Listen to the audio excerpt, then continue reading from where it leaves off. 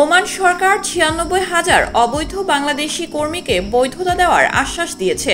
একই সঙ্গে দেশটি বাংলাদেশ থেকে ১২টি ক্যাটাগরিতে লোক নেওয়ারও আশ্বাস দিয়েছে বলে জানিয়েছেন প্রবাসী কল্যাণ ও বৈদেশিক কর্মসংস্থান প্রতিমন্ত্রী শফিকুর রহমান চৌধুরী। তিনি বলেন, নতুন করে কর্মী নিতে ওমান শ্রমবাজার খুলে দেওয়ার আশ্বাস দিয়েছে। ওমানে ৯৬,০০০ কর্মী অবৈধভাবে বসবাস করছেন, তাদের বৈধ করার আশ্বাস দিয়েছে ওমান সরকার।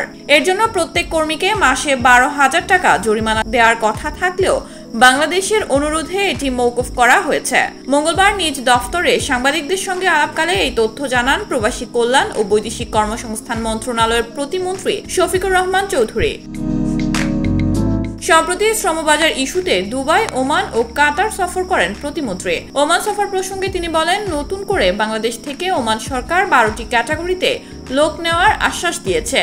ওমান দক্ষ কর্মী নিতে চায়, আমরা এই বিষয়ে আলোচনা করেছি। দক্ষ কর্মী যাওয়া শুরু করলে অদক্ষ কর্মীও যাওয়া শুরু করবে, পর্যায়ক্রমে সেই ব্যবস্থা হবে। সংযুক্ত আরব আমিরাতের শ্রমবাজার নিয়ে প্রতিমন্ত্রী জানান, দুবাই শ্রমবাজার আরো গতিশীল ও বৃদ্ধি করার লক্ষ্যে দুবাইয়ের ব্যবসায়ীদের সঙ্গে বৈঠক করা হয়েছে। দুবাই থেকে ইতিমধ্যে ৩,০০০ কর্মীর চাহিদা এসেছে।